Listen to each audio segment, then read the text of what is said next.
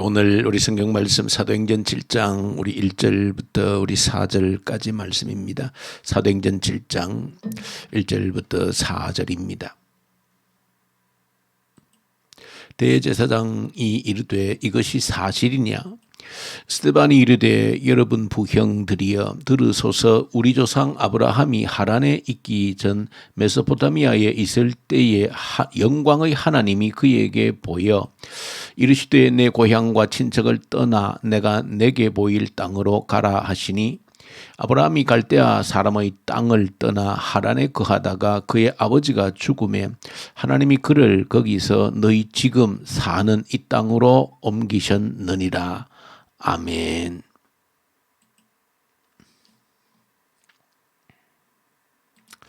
오늘 사도행전 우리 7장에 기록되어져 있는 말씀은 우리 초대교회 또 최초의 순교자로 그렇게 기록이 되어져 있는 스데반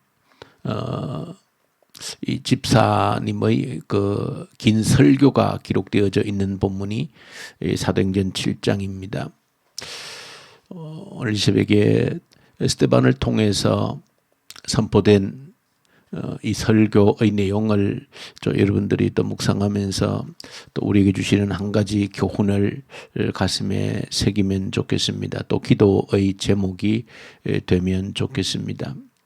재밌는 것은 우리 이 스데반 집사님의 이 긴 설교가 기록이 되어져 있는데, 이 설교는 물론 전체 내용을 보시면은 하나님 백성들의 그 역사라 할 수 있는 그런 뿌리를 추적하면서 선포를 하고 있는데, 또 지금 스데반이 거짓으로 고소를 당해서 지금 이제 재판을 공회 앞에서 받고 있는 가운데에 선포된 설교이고, 거짓으로 고소를 당한 그 죄목을 보면 이 사람이 성전을 더럽히고 또 하나님께서 모세를 통해서 주셨던 그 말씀을 이렇게 폐하는 자이다라고 하는 그런 이제 죄목을 사실은 거짓 증인을 세워서 이렇게 재판을 하고 있는 그런 가운데에 이제 스데반이 그 모든 사람들을 향해서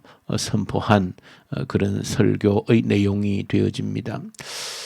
그런데 이 스데반이 하고 있는 이 설교의 내용을 쭉 이렇게 보시면 대부분 설교의 내용이 구약 성경을 배경으로 하고 있습니다. 특별히 창세기에 있는 내용들을 대부분 이제 바탕으로 또 출애굽기의 내용들을 배경으로 해서 스데반이 설교를 하고 있는데, 한 가지 좀 특이한 것은 지금 스데반이 구약 성경의 창세기나 출애굽기 성경을 배경으로 또 창세기에 기록되어져 있는 내용들을 이제 듣고 배우고 기억한 대로 이제 설교를 하고 있는데, 문제는 자세히 보시면은 몇 군데, 한 4군데 정도가 정보가 틀리는 겁니다. 그러니까 창세기에서 정확히 말씀을 하고 있는 내용과 스데반이 알고 지금 선포하고 있는 내용 사이에는 그러니까 정보가 다른 겁니다. 틀린 것이죠.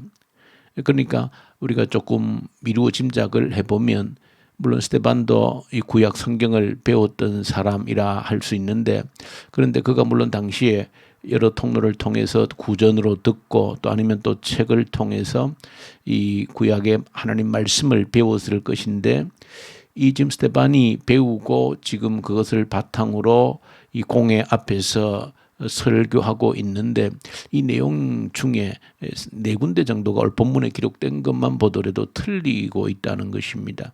그 내용을 몇 가지 보시면은 1절부터 기록된 내용에 보시면은 처음에 이제 아브라함이 이제 메소포타미아 갈대아 우르를 떠나서 또 하란을 거쳐서 가나안 땅으로 오게 되어지는데, 창세기 11장에 정확히 보시면 사실은 이제 그 갈대아 우르를 떠나게 되어진 것은 아브라함에 의해서 떠난 것이 아니라, 정확히 창세기 기록된 내용은 그의 아버지 데라가 아브라함과 그의 가족들을 데리고 북쪽 하란으로 가서 정착하게 되어집니다. 그래서 거기 살 때에 이제 하나님께서 아브라함을 부르셔서 가나안 땅으로 보내게 되어지는 겁니다. 근데 스데반은 설교를 하면서 마치 아브라함이 어디에 있을 때에 그 메소포타미아 갈대아 우르에 있을 때에 아브라함이 그렇게 부름을 받아서 떠난 것처럼 그렇게 사실은 기록을 하고 있는 겁니다. 그것도 사실은 틀린 부분이고, 또 두 번째로 보시면은 오늘 스데반은 설교를 하면서 그 하란에서 이제 아버지가 죽었을 때 이제 다시 이제 가나안 땅으로 떠났다라고 사실은 스데반이 설교 내용의 가운데 기록되어져 있는데, 실제적으로 창세기에 보시면은 데라가 아브라함을 70세에 낳게 되어지고, 또 아브라함이 아버지 데라를 떠난 때는 75세쯤입니다. 그러니까 그의 아버지의 나이가 145세 때 사실은 아브라함이 이제 하란에 거주할 때 아버지를 떠나서 이제 가나안 땅으로 떠나게 되어지는 겁니다. 그때 이제 하나님의 부르심을 받아서. 근데 성경이 보시면 데라는 205세까지 살았다라고 기록이 되어져 있습니다. 그러니까 스데반이 설교한 대로 아브라함이 하란을 떠날 때 그의 아버지 데라가 죽은 것이 아닙니다. 그 이후에도 적어도 60년 정도를 더 살게 되어진 겁니다. 그것도 정보가 이제 틀리게 되어지는 것이지요. 그 또 한 가지, 세 번째 또 어떤 정보를 보시면은 이제 나중에 요셉이 이제 애굽에 팔려가고 이제 요셉의 형제들의 또 야곱의 자녀들 모든 가족들이 애굽으로 이주를 하지 않습니까? 근데 그 창세기 보시면 애굽으로 이주한 인구를 70명으로 그렇게 기록하고 있는데, 근데 스데반은 설교를 하면서 75명이다 그렇게 이제 또 얘기를 하게 되어집니다. 또 한 가지, 네 번째 결정적으로 틀린 정보는 이후에 이제 아브라함이 사실은 그 가나안 땅에서 막벨라 굴을 이제 돈을 주고 사지 않습니까? 이제 무덤으로 삼기 위해서. 그렇게 이제 아브라함이 막벨라 굴을 무덤으로 사서 이제 그 이후에 이제 성경에 보시면은 그 모든 이제 야곱의 후손 자녀들이 그 또 가족 이삭의 또 이런 모든 나중에 장지로서 그렇게 활용이 되어집니다. 근데 스데반이 설교를 하면서 세겜에서 땅을 사서 무덤으로 삼았다 그렇게 이제 스데반이 설교한 겁니다. 사실은 세겜에서 땅을 산 것은 아브라함이 아니고 야곱이 세겜에서 땅을 샀고, 세겜에 나중에 그 장사된 유골로 무덤이 만들어진 사람은 요셉 한 사람밖에 없습니다. 그러니까 사실은 이 스데반이 지금 구약 성경을 배경으로 설교를 하고 있는데, 그 구체적인 정보에서는 우리가 얼핏 보기만 하더라도 네 군데 정도 그 정보가 틀린 겁니다. 그러니까 구약 성경에 있는 정확한 내용과 스데반이 지금 설교하고 있는 내용 사이에 그 정확한 정보에 의해서 틀린 점들이 있다는 것을 발견하는 겁니다. 여기서 저와 여러분들이 한 가지 이제 좀 어떻게 생각하면 좀 의문스럽고 한 것은, 스데반은 인간이기 때문에 물론 틀릴 수 있지만은, 그러나 중요한 것은 우리가 여러분들이 성경, 지금 스데반이 설교한 이 내용은 하나님의 말씀으로 남아있지 않습니까? 하나님의 말씀은 저와 여러분들이 믿는 바 고백대로 1.1획도 틀림이 없다라고 저와 여러분들이 고백하고 믿지 않습니까? 그런데 우선 보더라도 창세기 당장 구약 성경에 있는 내용과 스데반이 설교한 그 내용 사이에는 틀린 부분이 있다는 것입니다. 우리는 이 모든 성경이 성경으로 남을 때에는 성령 하나님께서 감화하셔서 이 말씀이 영원한 하나님 말씀으로 남아서 오늘 우리에게도 하나님 말씀으로 들려지고 있음을 믿는 것입니다. 그런데 이 세밀한 부분에 들어가면 이 정보가 서로 다르고 틀리다는 사실을 우리가 발견할 때 우리가 어떻게 우리가 좀 보아야 될 것인가 하는 좀 그런 문제가 발생하게 되어지는 것이죠. 누구라도 성경을 좀 세밀하게 그렇게 보시는 분이라고 하면, 이게 정보가 다른데, 창세기 내용과 이 스데반이 설교하고 있는 그 내용이 다른데 이게 어떻게 된 것이지 하고 고개를 갸우뚱하게 할 수가 있는 겁니다. 여기서 저와 여러분들이 한 가지, 어떤 의미에서 저는 이런 생각이 듭니다. 하나님께서 이 정보가 틀리다는 것을 하나님께서 모르실 리가 없는 것이죠. 성령께서 분명히 이 말씀을 하나님 말씀으로 남기실 때에는 스데반이 설교할 때부터 하나님께서 왜 모르셨겠습니까? 정보가 다르다는 것, 틀렸다는 것을. 그러나 하나님께서는 그대로 스데반의 설교를 하나님의 영감으로, 하나님의 영으로 감동하셔서 그대로 말씀으로 남겨서 오늘 저와 여러분들이 하나님 말씀으로 받게 하신 겁니다. 그럴 때에 우리가 이 새벽에 한 가지 기억하셔야 되는 것은, 하나님께서 받으신 것은 그 스데반의 구약 성경을 인용한 정보가 조금 더 틀림이 없는 그 정확성을, 스데반이 정말로 구약의 하나님의 말씀을 1.1획도 틀림이 없이 정확하게 정보를 기억하고 있구나, 그것을 중요하게 보신 것이 아니라 그 스데반의 그 헌신과 열정을 하나님께서 온전히 받으셔서 하나님의 말씀으로 남기셨다는 사실을 여러분들이 기억하셔야 된다는 겁니다. 사실은 이런 내용을 틀렸음에도 불구하고 하나님께서 그대로 영원하신 하나님 말씀으로 남긴 것은 또 다른 의미에서 우리에게 귀한 교훈이 되어진다는 것입니다. 하나님이 무엇을 보시느냐라고 하는 것입니다. 우리 인생 가운데 무엇이 틀렸다 맞다 그 자체에 대해서 따지고 파고들고 하나님이 그런 것을 보시는 것이 아니라 우리의 마음의 중심이 어떠하냐를 보신다는 것입니다. 우리의 헌신이, 우리 열정이 어떠하냐를 하나님이 보시고 우리 열정과 헌신을 받으시는 분이 우리 하나님이시다라고 하는 사실인 것이죠. 좀 구체적으로 오늘 우리에게 한 가지 이 새벽에 적용한다라고 하면, 이 새벽 예배도 여러분들의 가정에서 지금 이 시간 함께 새벽 예배를 드리고 있습니다. 하나님 보시는 것은 우리의 중심이 어떠하냐를 보신다라고 하는 것입니다. 너가 지금 어디서 예배를 드리고 있느냐? 집에서? 예배당에서? 그 자체가 중요한 것 이전에 우리의 마음과 그 중심과 열정을 하나님께서 보신다라고 하는 것입니다. 내 몸이 아무리 웅장하게 지어진 예배당 안에 내 몸을 갖다 두었다 할지라도 내 중심이, 내 마음이 하나님을 향하지 않는 예배라고 하면 의미가 없다는 것입니다. 내 골방 안에서 이 시간 내가 새벽 예배를 드린다 할지라도 내 중심과 내 열정이 온전히 하나님을 향하는 그런 예배라고 하면 하나님이 받으신다라고 하는 사실입니다. 하나님 무엇을 보시는가라고 하는 것을 이 스데반의 틀린 설교 가운데, 정보가 창세기와 맞지 않는 것 가운데서 우리에게 주시는 교훈이다. 하나님 무엇을 주목하시는가 하는 것을 보셔야 된다라고 하는 사실입니다. 우리의 마음과 중심의 그 열정을 하나님께서 기뻐하시고 받으시는 분이시다. 또 한편에서 생각해 보면 지금 유대인들에 대한, 어떻게 생각하면 이 스데반을 통하여서, 이 스데반의 설교를 통해서 하나님께서 저 유대인들을 지금 비웃고 있는 장면이다는 생각이 듭니다. 왜냐하면 지금 이 유대인들이 물론 스데반을 거짓으로 고소했지요. 어떻게 스데반의 그 성령으로 충만한 그 지혜를 이길 수 없었기 때문에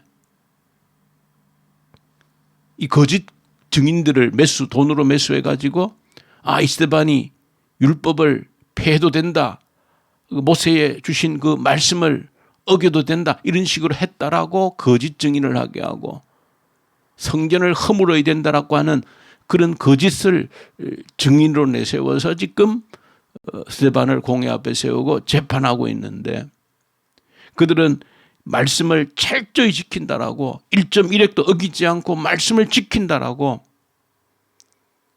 그렇게 엄격하게 하면서도 그들의 삶 자체가 지금 하나님을 대적하고 있는 그런 유대인들의 모습을 오히려 하나님께서는 스데반의 이 설교, 틀린 설교를 통해서 비웃고 있다. 비록 구약 성경에 기록되어진 창세기가 출애굽기가 다 모세 오경 아닙니까? 그 성경 말씀과 구체적인 내용이 틀린다 할지라도 그것이 스데반의 의도적으로 왜곡한 것이 아니고, 그러나 그 중심이, 열정이 하나님을 향해서 뜨겁게 할 때에 하나님은 그런 사소한 것에 시비를 걸고 하는 분이 아니라고 하는 것을 오히려 이 스데반의 몇 가지 정보가 틀린 것을 통해서 오히려 저 유대인들의 그 위선을, 거짓을 비웃고 있는, 꼬집고 있는 그런 모습이 오히려 이 스데반의 틀린 정보를 통해서 우리에게 교훈을 주고 있다. 우리가 이 땅에서 무엇을 중요하게 보고 갈 것이냐라고 하는 겁니다. 두 가지인 것이죠. 먼저 하나님이 우리를 보실 때 무엇을 보시는가? 그저 날카로운 어떤 꼬쟁이를 가지고 이것이 틀렸는데 맞는지를 일일이 사사건건 지적하면서 따라다니시는 그런 분이 아니시라는 겁니다. 우리 하나님께서. 우리의 마음과 중심이 어디에 있는지를 보시는 분이 하나님이시라는 겁니다. 우리의 마음이 뜨겁고 하나님을 향하는 그 마음이 있을 때 때로 실수하고 틀린다 할지라도 그것 가지고 하나님께서 문제를 삼아서 그런 분이 아니라고 하는 사실인 것이죠. 또 우리가 누군가를 다른 사람을 볼 때도 마찬가지 그런 눈으로 보라는 것입니다. 무엇을 잘못했는가, 무엇을 잘못을 저질렀는가 그것을 헤매 파서 사람을 비판하고 비난하고 그런 자가 되지 말라는 것이죠. 그 중심이 어떤지를 보라는 것이죠. 하다가 실수할 수 있고 잘못될 수 있고 그것을 문제 삼지 말라는 것입니다.